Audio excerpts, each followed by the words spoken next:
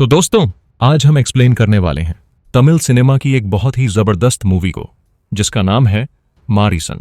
इस मूवी की स्टार्टिंग तो स्लो होती है, मगर जैसे जैसे कहानी आगे बढ़ती है और उसके बाद बैक टू बैक जो ट्विस्ट हम लोगों के सामने आते हैं वो माइंड ब्लोइंग है।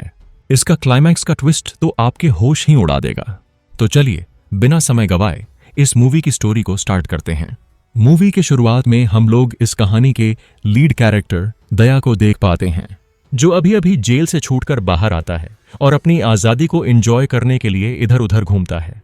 दया की माँ गांव में रहती है, तो दया कभी कभार अपनी माँ से मिलने के लिए जाते रहता है। दया घूमते हुए एक जगह पर जाता है जहां पर एक शख्स तालाब में डुबकियां लगाकर स्नान कर रहा होता है और मोबाइल में गाने सुन रहा होता है। इसी बीच दया मौका पाकर उसका मोबाइल लेकर भाग निकलता है।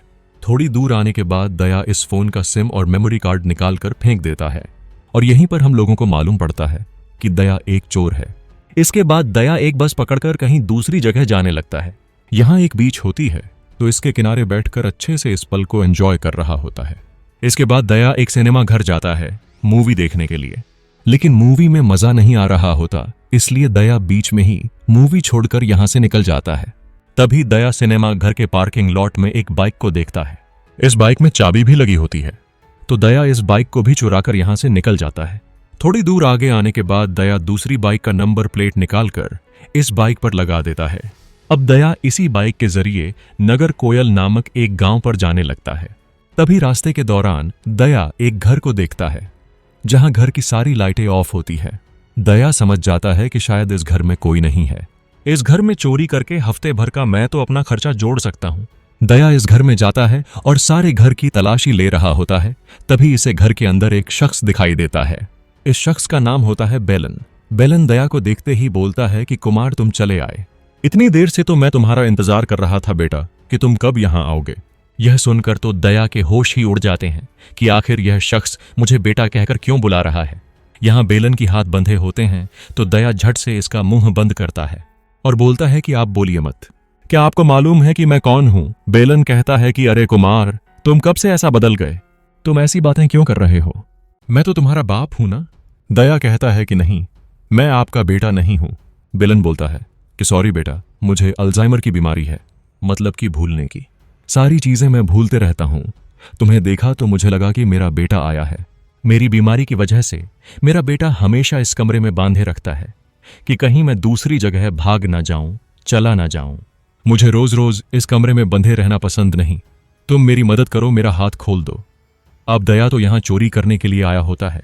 वह सारे घर में तलाशी लेने लगता है। बेलन बोलता है कि बेटा, तुम चाहे जितना ढूंढो, एक पैसा तुम्हें नहीं मिलने वाला। सारे पैसे बैंक में हैं। अगर तुम मुझे यहां से बाहर ले जाओगे तो मैं तुम्हें 25,000 रुपए दूंगा। अब दया वेलन से पैसे मांगने लगता है। वेलन बोलता है कि मेरे पास कैश पैसे नहीं, एटीएम जाना पड़ेगा। दया सब कुछ ठीक समझकर वेलन की हाथ की हथकड़ियां खोल देता है। इसके बाद बेलन दया के साथ एटीएम पर जाता है, लेकिन यहां हैरानी की बात यह होती है कि बेलन को एटीएम का पिन नंबर याद ही नहीं। बहुत ही मुश्किल से याद करके एटीएम से पैसे विड्रॉल करता है। तभी दया की नजर इसके बैंक बैलेंस पर जाती है, जो एक बहुत बड़ी अमाउंट होती है। करीबन 25 लाख पैसे होते हैं। दया अब यही सोचने लगता है कि मैं किसी भी तरह करके इस शख्स से सारे पैसे चुरा लूंगा, उसके बाद तो मेरी लाइफ सेटल हो जाएगी। अब बेलन दया को 25,000 रुपए देकर यहां से जाने लगता है। दया पूछता है कि सर, आप यहां से अकेले कहां जाओगे? आपकी याददाश्त भी कमजोर है। बेलन कहता है कि मेरी बेटी का घर पास ही के एक गांव में है, मैं वही जा रहा हूं। दया कहता है कि ठीक है, आप मेरी गाड़ी पर बैठिए, मैं आपको बस स्टॉप तक छोड़ देता हूं। इसके बाद दोनों बस स्टॉप के लिए जाने लगते हैं। रास्ते के दौरान बेलन यही सोच रहा होता है कि अगर मैं अपनी बेटी के घर जाऊंगा तो मेरा बेटा कुमार वहां भी पहुंच जाएगा। वो फिर से मुझे घर लाकर बांध देगा। मैं अब अपनी बेटी के घर नहीं जाऊंगा, तिरुवन्नामलाई मैं अपने एक दोस्त के घर जाऊंगा। बस बेटा, तुम मुझे वहां जाने वाली बस में बैठा दो। दया कहता है कि अरे सर, मैं भी तिरुवन्नामलाई ही जा रहा हूं। बस का टिकट का जो खर्चा है, उन पैसों से आप मेरे बाइक में पेट्रोल डलवा दीजिएगा। दोनों साथ ही में चलेंगे। मैं आपको आपके फ्रेंड के घर छोड़ दूंगा। अब बेलन को यह आइडिया अच्छा लगता है, तो दोनों तिरुवन्नामलाई के लिए निकल जाते हैं। अब थोड़ी दूर आगे आने के बाद दया बेलन को कहता है कि सर, गाड़ी का पेट्रोल खत्म होने वाला है, अगर आप मुझे पैसे दोगे तो मैं पेट्रोल डलवा दूंगा। बेलन कहता है कि बेटा मेरे पास तो कैश नहीं है, सारे पैसे बैंक में ही है। तो इसके बाद दोनों एक एटीएम के पास जाते हैं। दया कहता है कि सर आप यहीं पर रुकिए, मैं पैसे लेकर आता हूं। बेलन दया को एटीएम कार्ड का पिन नंबर बताता है, लेकिन यह नंबर गलत होता है। अब बार बार नंबर ट्राई करते रहते हैं, क्योंकि बेलन को भूलने की बीमारी है ना, इसी वजह से बार बार यह अपना एटीएम का पिन नंबर भूल जाता है, जिस वजह से एटीएम में जितना भी बार पिन नंबर ट्राई करो सब फेल ही हो जाते हैं। अब अगले दिन यानी कि सुबह होने के बाद दोनों किसी होटल पर जाते हैं ब्रेकफास्ट करने के लिए। यहां बेलन दया को एक डायरी देकर सारी चीजें लिखने के लिए बोलता है, जैसे बेलन खुद के बारे में, दया के बारे में। इस बीच बेलन एटीएम कार्ड का पिन नंबर भी लिखने के लिए बोलता है। बेलन को इस समय जितनी सारी चीजें याद होती है वह सब लिखने लगता है, जैसे इसका नाम, इसके बेटे का नाम, घर का एड्रेस। थोड़ी देर के बाद दया जब होटल से बाहर आता है तो इसे बेलन कहीं पर दिखाई ही नहीं देता। आसपास देखता है तो इसकी नजर बेलन पर पड़ती है, जो किसी बस में चढ़कर कहीं जा रहा होता है। दया जल्दी से उस बस में जाता है और बेलन को बोलता है कि सर आप इस बस में क्यों चढ़े, हमें तो साथ जाना है। बेलन पूछता है कि बेटा तुम कौन हो? दया कहता है कि अरे सर मैं हूं दया। बेलन कहता है कि कौन दया? मैं किसी दया को नहीं जानता। अब यह बातें सुनकर बस में मौजूद लोग यही समझने लगते हैं कि जरूर यहां कुछ गड़बड़ है। लगता है कि यह आदमी इसे किडनैप करने की कोशिश कर रहा है। बस में का एक आदमी बोलता है कि हमें इस बस को पुलिस स्टेशन ले जाना चाहिए। दया कहता है कि मैं इनके साथ हूं, आप लोगों को यकीन नहीं होता तो उनके जेब में एक डायरी होगी, उसे देखिए। तो बस में मौजूद लोग जेब से डायरी निकाल कर देखते हैं तो इसमें दया का नाम, फोन नंबर भी होता है। इस नंबर पर कॉल करने के लिए बोलता है तो दया का फोन रिंग होता है। तभी बेलन को भी दया के बारे में याद आती है, जिस वजह से दोनों फिर से साथ में अपना जर्नी कंटिन्यू करते हैं। लेकिन हाईवे पर काफी ज्यादा गर्मी होने की वजह से बेलन दया को बोलता है कि बेटा चलो हम लोग गांव की रास्ते से चलते हैं। तो उसी तरह से दोनों एक शॉर्टकट रास्ते से जाने लगते हैं। रास्ते के दौरान दया को एक बकरी वाला नजर आता है, जो अपनी बकरियों को लेकर जा रहा होता है। दया जानबूझकर उस आदमी के बकरी को ठोक देता है। अब यह बकरी वाला शख्स बहुत हंगामा करने लगता है कि तुमने मेरी बकरी को ठोका, मुआवजा देना पड़ेगा। दया बोलता है कि ठीक है 2000 दे देता हूं, लेकिन यह 3000 मांगता है। अब इनके पास तो कैश पैसे नहीं थे। बेलन अपना एटीएम कार्ड दया को देता है और पिन नंबर भी बताता है कि जाओ तुम पैसे लेकर आओ। इस तरह दया जब एटीएम से 3000 पैसे निकालता है और बैंक बैलेंस जब चेक करता है तो इसके होश ही उड़ जाते हैं, क्योंकि बैंक बैलेंस सिर्फ 8000 रुपए होते हैं। दया सोच में ही पड़ जाता है कि आखिर 25 लाख से 8000 कैसे हो गए। खैर अब जो भी हो, दया पैसे लेकर बेलन के पास आता है, लेकिन बेलन इन लोगों को बता चुका होता है कि मेरा बेटा दया पुलिस में है। फिलहाल इस समय छुट्टी में है, इसलिए हम दोनों घूमने जा रहे हैं। दया जब इन बकरी वालों को पैसे देता है तो यह लोग पैसे नहीं लेते। कहते हैं कि क्या सर आपसे हम कैसे पैसे ले सकते हैं। बोलते हैं कि सर आपके पिताजी एक अच्छी दवा बताई, उससे मेरी बकरी अच्छी तरह से ठीक हो जाएगी, आप लोग जाइए, कोई दिक्कत नहीं। इसके बाद दया देखता है कि बेलन के पर्स में 2 एटीएम कार्ड है, यानी कि इसके पास 2 बैंक अकाउंट है। दूसरे एटीएम कार्ड में 25 लाख रुपए होते हैं। बेलन गलती से एक और एटीएम कार्ड दे दिया। दया अब सोच लेता है कि मुझे 25 लाख वाली एटीएम कार्ड को किसी भी तरह करके चुराना ही पड़ेगा। इधर बेलन और दया गांव के रास्ते से जा रहे होते हैं तो रात हो जाती है। बेलन कहता है कि शायद मैं इस गांव को जानता हूं। इस गांव में मेरा एक दोस्त है सुब्रमण्यम, वो इलेक्ट्रिक डिपार्टमेंट में काम करता है। उसकी 3 बेटियां हैं। दया तुम इस गांव की दुकान में जाकर पता करो ना, उसका घर किधर है। आज रात हम उसी के पास ठहरेंगे, सुबह यहां से निकलेंगे। अब दया गांव के एक दुकान में जाकर एक आदमी से पूछता है कि क्या इस गांव में कोई सुब्रमण्यम नाम का शख्स है जो इलेक्ट्रिक डिपार्टमेंट में काम करता है, उसकी 3 बेटियां हैं। दुकान वाला बोलता है इस नाम का आदमी तो हमारे गांव में कोई भी नहीं है, लेकिन इलेक्ट्रिकल डिपार्टमेंट में श्रीनिवास नाम का एक आदमी काम करता है। तो दया बेलन के पास आकर यही बताता है कि उस नाम का इस गांव में कोई भी नहीं रहता। बेलन थोड़ा उदास होता है। इसके बाद दोनों इसी गांव के एक होटल में रुकते हैं। रूम में आने के बाद दोनों फ्रेश होकर एक दूसरे के बारे में बात करते हैं। यहाँ दया बेलन को अपने बारे में, अपनी माँ के बारे में, मैं चोर कैसे बना, जेल में कितने दिनों तक रहा, इन सारी चीजों के बारे में बता रहा होता है। अब थोड़ी देर के बाद दया साइड में आकर अपने दोस्त गणेशा के पास कॉल करके बेलन के बारे में बताता है। उसके पास एक एटीएम है जिसमें 25 लाख रुपए हैं, मगर उसका पिन भूल गया है। गणेशा बोलता है कि तुमने तो बहुत बड़ा हाथ मार लिया, तुम एक काम करो, उस एटीएम कार्ड का फोटो मेरे पास भेज दो, मैं उसका डुप्लीकेट कार्ड बनवाकर तुम्हारे पास भेज दूंगा। इसके बाद दया बेलन दोनों दारू पीकर सो जाते हैं। अब सुबह होने के बाद दोनों फिर से अपनी जर्नी स्टार्ट करते हैं, लेकिन रास्ते के बीच बेलन बहकी बहकी सी बातें करने लगता है कि तुम कौन हो, मैं तुम्हारे साथ क्यों जा रहा हूं। तो दया बेलन को फिर से सारी चीजें समझाता है, बताता है। तभी उनकी गाड़ी की टायर पंचर हो जाती है। दया पास ही के मैकेनिक की दुकान में जाकर बाइक को ठीक करवाता है। इसी बीच गणेशा दया के पास कॉल करके बोलता है कि मैं तुम्हारे पास 2 लड़कों को भेजा है, उनके पास डुप्लीकेट एटीएम कार्ड है, तुम उस ओरिजिनल वाले एटीएम कार्ड से इसे बदल देना। मतलब कि दया कल रात को ही बेलन का एटीएम कार्ड की फोटो लेकर गणेशा के पास भेज दिया था। अब गणेशा उस कार्ड का डुप्लीकेट बनवाकर बेलन के पास भिजवाया होता है। थोड़ी देर के बाद दया जब वापस बेलन के पास आता है तो बेलन यहाँ के लोगों से झगड़ा कर रहा होता है। थोड़ी देर पहले बेलन इन लोगों के साथ बेट लगाकर कैरम बोर्ड खेलता है और 10,000 पैसे हार जाता है, इसीलिए बेलन झगड़ा कर रहा होता है। दया इन लोगों को 10,000 पैसे देकर बेलन को लेकर यहां से निकल जाता है। इसके बाद दोनों एक आश्रम में पहुंचते हैं जहां बेलन का दोस्त रहता है। बेलन का दोस्त बेलन को देखकर बहुत ही ज्यादा खुश होता है कि इतने दिनों के बाद आज तुम मुझसे मिलने आए।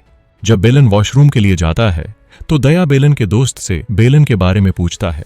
उसका दोस्त बताता है कि बेलन का एक भी संतान नहीं और उसकी पत्नी तो कब का मर चुकी है। दरअसल मेरे बेटे का नाम कुमार है, वह मेरे बेटे को बिल्कुल अपने बेटे की तरह पाला है। यह सच्चाई जानकर दया शॉक्ड में रह जाता है। इसके बाद वह बेलन के पास आकर कहता है कि चलिए सर यहां से चलते हैं। बेलन कहता है कि अरे दया, इतने दिनों के बाद मैं तिरुवन्नामलाई आया हूं, चलो यहां के मंदिर को घूमकर चलते हैं। दया को भी यह सही लगता है, जिसके बाद दोनों एक मंदिर के पास ही में रूम लेकर वहां थोड़ा आराम करने लगते हैं। बेलन कहता है कि यहाँ के गांव में मेरा बचपन का एक दोस्त है जिसका नाम है श्रीधर। बचपन में ही हम दोनों ने झगड़ा किया था। आज वह एक बहुत बड़ा आदमी बन गया है, उसका कपड़ों का बिजनेस है। इस शहर में उसका एक मॉल भी है। मेरे पास उसका नंबर नहीं, क्या तुम उसका फोन नंबर लाकर मुझे दे सकते हो? दया कहता है कि यह तो चुटकियों का खेल है सर। इस तरह से दया उसके दोस्त के मॉल पर जाकर अच्छा से शॉपिंग वगैरह करने के बाद यहाँ के एम्प्लॉय से मुलाकात करके श्रीधर के बारे में पता करने की कोशिश करता है। बोलता है कि मैं श्री का फ्रेंड हूं, अभी अभी मैं उससे बात कर रहा था, मेरा फोन स्विच ऑफ हो गया, आप उसका नंबर डायल करके मुझे दीजिए। इस तरह से दया श्रीधर का फोन नंबर मालूम करके बेलन के पास आता है। नंबर को देखकर बेलन बहुत ही ज्यादा खुश होता है कि अरे दया, तुम्हारे अंदर तो बहुत बड़ा टैलेंट है, झट से फोन नंबर मालूम कर लिया। दूसरे सीन में हम लोग फरीदा नाम की एक लेडी ऑफिसर को देखते हैं जो किसी घर के पास आकर मर्डर केस का इन्वेस्टिगेशन कर रही होती है। दरअसल यह घर वही होता है जहां से दया ने बेलन को अपने साथ ले गया था। यहां फरीदा को एक और बात मालूम पड़ती है कि हाल ही में 3 मर्डर हुए, पहले इस घर में, दूसरा एक गांव में और तीसरा तिरुवन्नामलाई में। दरअसल कल दया ने जिस श्रीधर का फोन नंबर हासिल करके बेलन को दिया, उसी की डेथ बॉडी एक ब्रिज के नीचे पुलिस वालों को मिलती है। पुलिस वालों के लिए यहाँ एक और बात यह होती है कि अभी भी विक्टिम का फोन नंबर एक्टिव होता है। फरीदा को मालूम पड़ जाता है कि इसका मतलब किलर ट्रैवल कर रहा है। इधर हम लोग दया और बेलन को देख पाते हैं जो दोनों फिर से अपनी जर्नी स्टार्ट करते हैं। दया बेलन से कहता है कि अगले गांव में मेरा एक दोस्त है, वहां एक फेस्टिवल चल रहा है, हम लोग वहीं से होकर जाएंगे। अब रात होने के बाद यह लोग गणेशा के गांव पहुंच जाते हैं। यहां गणेशा दया से मुलाकात करके इसे कहता है कि एटीएम कार्ड का सही पिन नंबर ढूंढने में सालों बीत जाएंगे, तुम्हें ही उसका सही पिन नंबर पता करना होगा। इधर हम लोग बेलन को देखते हैं जो कुछ टैबलेट्स का पाउडर मिलाकर दारू में मिला देता है। दया और गणेशा को इनवाइट करता है साथ में दारू पीने के लिए। अब तीनों दारू पीकर बहुत मस्ती करते हैं। जब दया और गणेशा सो जाते हैं तो बेलन शिवा सेल्वम नाम के टीचर के पास कॉल करके उसे मिलने के लिए किसी जगह पर बुलाता है। शिवा कहता है कि आखिर तुम कौन हो और मैं तुमसे इस समय क्यों मिलूं? बेलन कहता है कि तुम्हें तो मधुमिता याद ही होगी। शिवा शॉक्ड हो जाता है कि आखिर तुम उस लड़की के बारे में कैसे जानते हो? बेलन कहता है कि अगर तुम मुझसे इस समय मिलने के लिए नहीं आए तो मधुमिता और तुम्हारी वो वाली वीडियो तुम्हारी पत्नी के पास भेज दूंगा। तो जल्दी से शिवा बेलन से मिलने के लिए एक स्कूल के पास जाता है। जैसे ही शिवा स्कूल के पास आता है तो यहाँ बेलन शिवा को बहुत ही बुरी तरह से मार पीट कर इसे खत्म कर देता है। दरअसल यहाँ बात यह होती है कि शिवा अपने स्टूडेंट मधुमिता को ट्रैप करके उसके साथ दरिंदगी की, साथ ही वह उसका वीडियो बनाकर उसे ब्लैकमेल करने लगा। जब मन चाहा तब उसके साथ दरिंदगी करता। मधुमिता के साथ उसके दोस्त भी शिवा के जाल में फंस गए। और इससे पहले जो 3 डेथ बॉडी पुलिस वालों को मिली, वो लोग भी वही माइनर लड़कियों के साथ दरिंदगी करते थे। वह उन लड़कियों का बिजनेस करने लगे, इसलिए बेलन गांव-गांव जाकर उन लोगों को जान से खत्म करने लगा। उन लोगों को फोन करके डरा धमकाकर किसी जगह पर लाकर खत्म करने लगा। इधर पुलिस वाले उस नंबर को तो ट्रैक कर ही रहे थे। जैसे ही लोकेशन मिलता है वह लोग उस स्कूल के पास आते हैं। तब तक बेलन शिवा को मारकर यहां से कब का भाग चुका होता है। बेलन किसी जगह पर आकर उस फोन को ही फेंक देता है। सुबह होता है तो बेलन जख्मी हालत में कहीं पड़ा होता है। दया और गणेशा इसके पास आकर इसे पूछते हैं तो बेलन इन्हें झूठी कहानी बताने लगता है कि कोई मेरे पास आकर मुझे मारपीट कर मेरा फोन छीनकर भाग गया, मुझे कुछ भी याद नहीं। दया बेलन की मलहम पट्टी करके थोड़ी देर आराम करने के लिए कहता है। इसके बाद दया बेलन को लेकर अपने गांव जाता है, अपनी मां के पास। दया की मां दया को इतने दिनों के बाद देखकर खुश नहीं होती। बोलती है कि अब कौन सा कारनामा करके आए हो। दया बेलन के बारे में अपनी मां को बताता है कि मां, इनका नाम बेलन है, इन्हें भूलने की बीमारी है, मैं इन्हें उनके रिश्तेदारों के घर छोड़ने के लिए जा रहा हूं। इधर बेलन दया के घर में दीवार पर लगे एक तस्वीर को देखते रहता है जो दया के मां बाप के होते हैं। दया की मां बेलन के पास आकर कहती है कि यह तो हमारी शादी की फोटो है। बेलन कहता है कि फोटो के नीचे जो डेट लिखी हुई है शादी का, उसी डेट को मेरी शादी हुई और उसी तरह मेरी बीवी का भी जन्मदिन उसी डेट को था। हम दोनों ने लव मैरिज की थी। मेरी बीवी ने मेरे लिए अपने घर वालों को छोड़ दी। अब मेरी बीवी इस दुनिया में नहीं रही। यहां से कहानी छोटी सी फ्लैशबैक में जाती है। दरअसल बेलन की बीवी एक साइकोलॉजिस्ट होती है और उसी तरह वो एक छोटी सी एनजीओ को चलाती है और लड़कियों को काउंसलिंग करती रहती है। इसी दौरान मधुमिता नाम की एक लड़की बेलन की बीवी के पास आकर अपनी प्रॉब्लम के बारे में बताती है कि मेरा टीचर मेरे साथ दरिंदगी की, उसने मेरा वीडियो बनाया और वीडियो दिखाकर ब्लैकमेल करके बार बार मेरे साथ किया। बेलन की बीवी मधुमिता को काउंसलिंग देते रहती है, लेकिन मधुमिता को अंदर से बहुत गिल्ट सताता है कि मेरी वजह से मेरी दोस्तों की भी जिंदगी बर्बाद हुई। कुछ दिनों के बाद मधुमिता खुद को खत्म कर लेती है। जैसे ही यह जानकारी बेलन की बीवी को मिलती है तो वह डिप्रेशन में चली जाती है। हर वक्त इस मधुमिता की बातें ही याद आती है। जिन लोगों ने मधुमिता के साथ गलत किया उन लोगों के ऊपर कोर्ट में केस कर देती है। लेकिन इसी दौरान बेलन की बीवी को अल्जाइमर्स की बीमारी हो जाती है, भूलने की। धीरे धीरे करके वह अपनी याददाश्त खोने लगती है। कोर्ट में जब स्टेटमेंट देने की बारी आती है तो वह सब कुछ भूल जाती है। धीरे धीरे करके बीमारी इतनी ज्यादा बढ़ जाती है कि वह अपने पति को भी पहचान नहीं पाती। एक दिन बेलन की बीवी मधुमिता के साथ हुए दरिंदगी के बारे में डिटेल में लिखकर एक फाइल बनाकर बेलन को देती है। कहती है कि अगर मधुमिता को कानून से इंसाफ नहीं मिला तो तुम ही उन लोगों को मारकर मधुमिता को इंसाफ दोगे। उन लोगों के बारे में सारी डिटेल्स इस डायरी में लिख चुकी होती है। अगले दिन ही बेलन की पत्नी खुद को खत्म कर लेती है। अब बेलन अपनी पत्नी की आखिरी ख्वाहिश को पूरी करने के लिए ही वह उन लोगों को मार रहा है। बेलन को अब एक ही आदमी को मारना है जिसका नाम है अरुण। अरुण छोटी लड़कियों को किडनैप करके एक ब्रूथल हाउस चलाते रहता है। अब प्रेजेंट टाइम पर बेलन दया को कहता है कि दया, तुम कितने दिनों के बाद अपने घर आए हो, तुम अपने घर पर ही रुक जाओ, मैं खुद ही यहां से चला जाऊंगा। लेकिन दया नहीं मानता, कहता है कि सर, मैं खुद ही आपको आपके गांव तक ड्रॉप करूंगा। इस बीच हम दोनों जर्नी को एंजॉय करेंगे। और हाँ, मैंने आज से डिसाइड कर लिया कि चोरी करना बंद। इस समय दया की मां दया के पास कॉल करके बोलती है कि दया, हमारे घर में 10 लाख का चेक पड़ा है।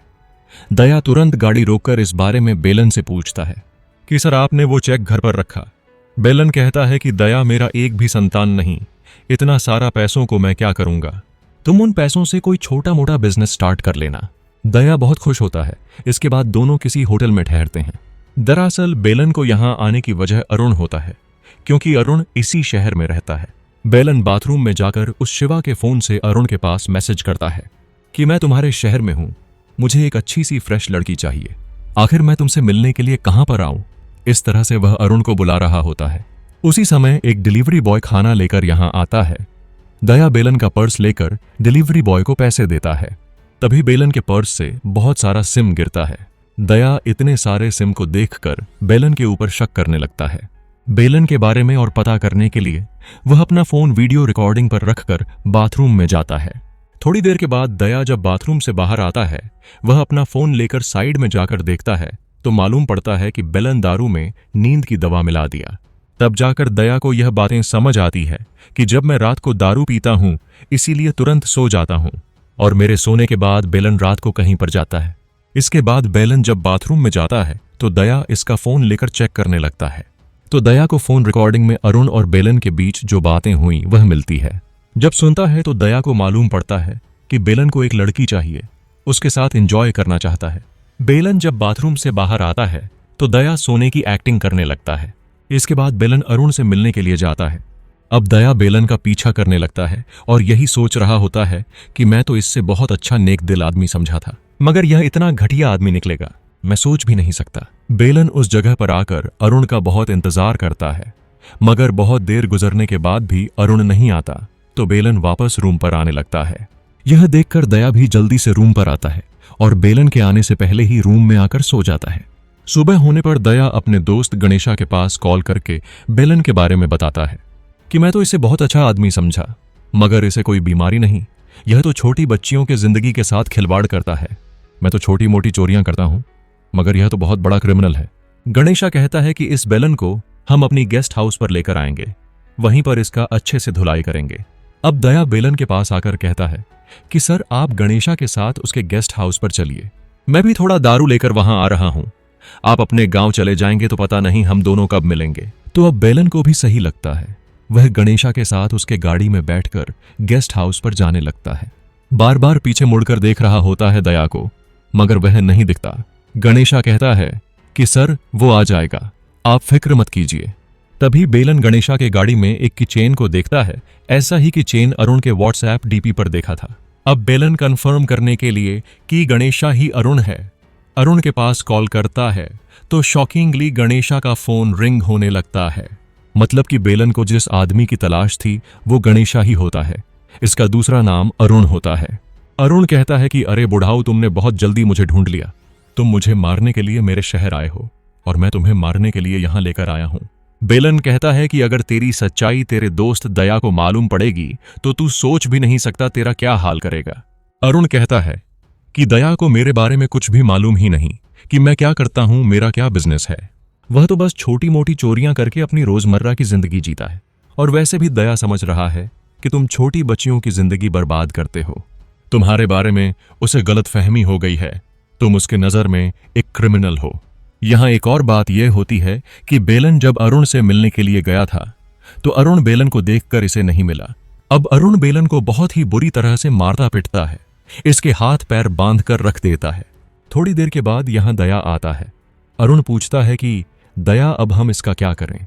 दया बेलन के पास आकर इसका हाथ पैर खोल देता है और यहां पर हम लोगों को मालूम पड़ता है कि जब अरुण ने अपनी गाड़ी रुकी तो बेलन दया के पास कॉल करके फोन रख लिया, जिस वजह से दया अरुण की सारी बातें सुन लेता है और दया को अरुण की असलियत मालूम पड़ जाती है।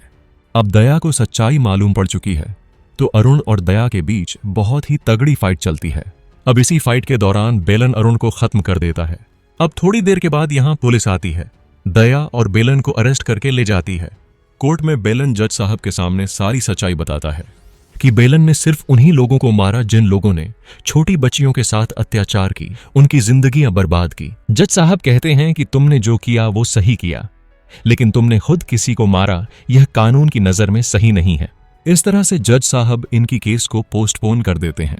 जब दोनों कोर्ट से बाहर आते हैं तो वो फरीदा व पुलिस वाली बेलन और दया को मिठाई खिलाने लगती है कि आज मेरी बेटी का बर्थडे है, और उसी तरह जिन जिन लड़कियों के साथ दरिंदगी हुई उनके माता पिता भी मिठाई लाकर बेलन और दया को खिलाने लगते हैं।